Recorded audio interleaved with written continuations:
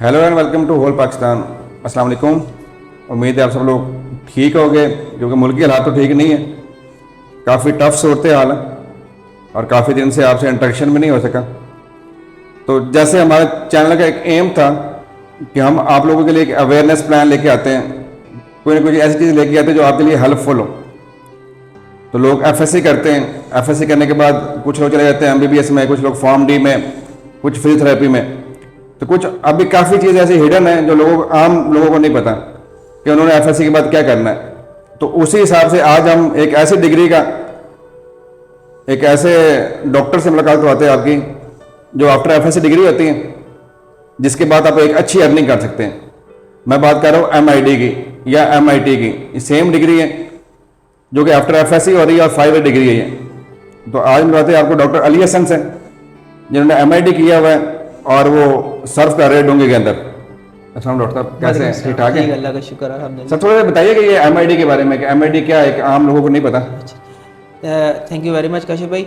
Actually जो MID है वो हमारे पास है मेडिकल इमेजिंग डॉक्टर। अगर सिंपल अल्फाज में इसको कहते हैं, हम इसको कहते हैं कि it's a field of radiology, यानी इसमें हमारी पूरी बॉडी की एक इमेजिंग, जिससे हम डिजीज़ को अर्ली पिक कर सकते हैं, जिसमें हमारे पास अल्ट्रासाउंड आ जाता है, उसके बाद एक्सरे आ जाता है, उसके बाद सीटी स्कैन आ जाता है, उसके बाद एमआरआई आ जाता है, उसके बाद मेमोग्राफी आ जाता है एंड फ्लोरोस्कोपी आ जाता है और न्यूक्लियर स्कैन आ जाता है।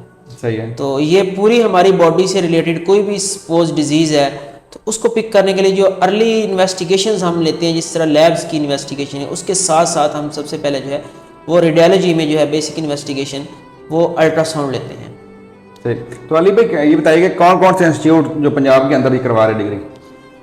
पहले तो यूएचएस करवा रही है सबसे पहले, तो एमआईटी 4 इयर्स, और उसके बाद जो है यूएचएस का थोड़ा मेरिट ज़्यादा था, तो उसके बाद आके अब प्राइवेट इंस्टीट्यूट काफ़ी हो गए हैं, जिस तरह यूनिवर्सिटी ऑफ लाहौर है, उसके बाद UMT university of management technology, उसके बाद जो है imperial college of business studies था, और उसके बाद जो है मुल्तान में टाइम्स इंस्टीट्यूट करवा रहे हैं। तो इस तरह से काफ़ी जो है वो हैं इंस्टीट्यूट जो कि इस डिग्री को करवा रहे हैं, और काफ़ी बैच पास आउट भी हुए हैं। और अल्हम्दुलिल्लाह जो है हम जितने बैच फेलोज थे या साथ जितने कोलीग्स हैं जो हमसे पहले निकले हैं, वो किसी ना किसी अपनी इसी एक्सपर्टीज़ में वो अपनी अच्छी खासी जो है अर्निंग कर रहे हैं, किसी सेटअप में बैठे हुए हैं। तो इसका क्राइटेरिया क्या है? एफएससी के बाद कितने मार्क्स होने चाहिए? कोई टेस्ट होता है, इसका क्या होता है? असल में जो एफएससी है, एफएससी के बाद जहाँ से हम लोग पास आउट हुए हैं, वहाँ पे ये था कि पहले होता था कि 60% मार्क्स हों और साथ में यूनिवर्सिटी का जनरल टेस्ट होता था। सही है। लेकिन अब थोड़ा सा क्योंकि कंपटीशन बढ़ गया, तो अब उन्होंने मार्क्स जो है एफएससी में 65 कर दिए हैं।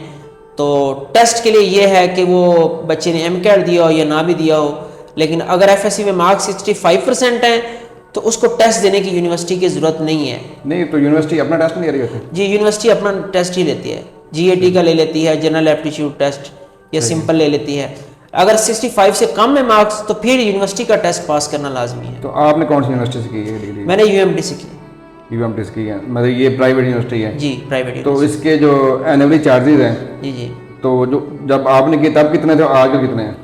इसके जो एनुअली चार्जेस थे, जो फ़ी थी वो थी तकरीबन जो है टोटल डिग्री की 10 लाख। सही है। जो कि क्वार्टरली डिवाइड होती है कि आपने वो 4 साल के अंदर जो है वो बेशक इंस्टॉलमेंट बनवा लें, बेशक जिस तरह से। उसमें यह है कि जिसके 70% प्लस होंगे उसको स्कॉलरशिप मिलेगा 15%, और जिसके 80 प्लस होंगे उसको मिलेगा 25%, लेकिन जिसके 80 से भी अबव होंगे उसको 50%। तो मुझे तकरीबन जो है वो 80 into 20% के करीब जो है स्कॉलरशिप मिला था। मिसाल के तौर पर मेरी पूरी जो डिग्री है वो 4 to 5 लाख के दरमियान में हुई है। सही, एक्सपेंस निकाल के। तो व्यूअर्स ये एक ऐसी डिग्री है जो कि इतनी कॉस्टली नहीं है कि जब अगर फॉर्म डी करने जाते हैं आप, एमबीबीएस प्राइवेट करते तो वो आपके 50 लाख प्लस चले जाते हैं। तो ये ऐसी डिग्री जो कि 10 से 12 लाख 15 लाख में आपकी हो सकती है, और अर्निंग इसकी अच्छी है। वो भी अली भाई से पूछते हैं ना, आपकी अर्निंग कहाँ लोग कर सकते हैं एमआईडी वाले। तो अली भाई ये बताइएगा इसकी जॉब अपॉर्चुनिटी जो होती है गवर्नमेंट सेक्टर में, वो किस स्केल पे होती है और वो कौन सा टेस्ट पास करना होता है, क्या होता है? पहले तो रेडियोलॉजी की सीट्स नहीं आती थी, अब चूंकि आई थी सीट्स, तो इसमें ये होता है कि ये 17 स्केल की जॉब होती है हमारे पास।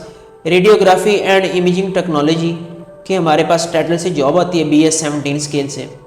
तो अगर तो पीपीएससी अगर टेस्ट कंडक्ट करवा दे तो फिर तो आपको वो देना पड़ता है, नहीं तो कुछ लोग जो है वो एनटीएस दे के कुछ माह के लिए हॉस्पिटल के अंदर कॉन्ट्रैक्ट बेस पे हो जाते हैं।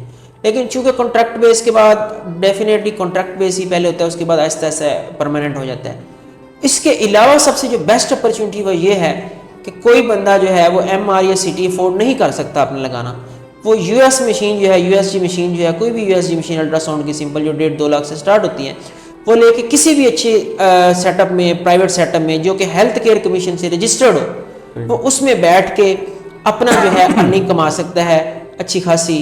ये है कि वो अपना एक तरह से इंडिपेंडेंट बैठ जाएगा, अंडर सुपरविजन ऑफ एमबीबीएस हो, किसी एक डायग्नोस्टिक सेंटर हो या कोई भी मेडिकल कम्प्लेक्स हो, जिस तरह से माशाल्लाह आप एक अच्छा मेडिकल कम्प्लेक्स तो सर्व कर रहे हैं, बड़ी अच्छी चीज़ है, जो हेल्थ केयर से रजिस्टर्ड है, वहाँ पे आप बैठ के अपनी इजीली जो है वो अर्निंग कर सकते हैं। अगर आपका टेस्ट या इंटरव्यू में आप आगे नहीं एडवांस कर सकते तो आप जो है इसको एक प्राइवेट सेटअप में भी अपनी अल्ट्रासाउंड मशीन लेके आप बैठ सकते हैं।